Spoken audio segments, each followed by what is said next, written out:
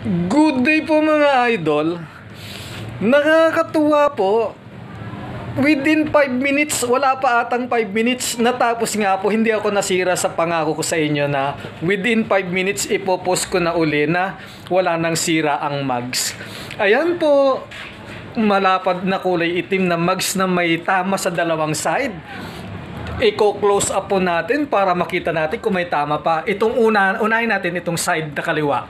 Ayan na po. Kung mapapansin nyo ang pointer at saka side ng mugs, yung distance nila, hindi na po nagbabago. Wala na po yung napakalaking UP kanina.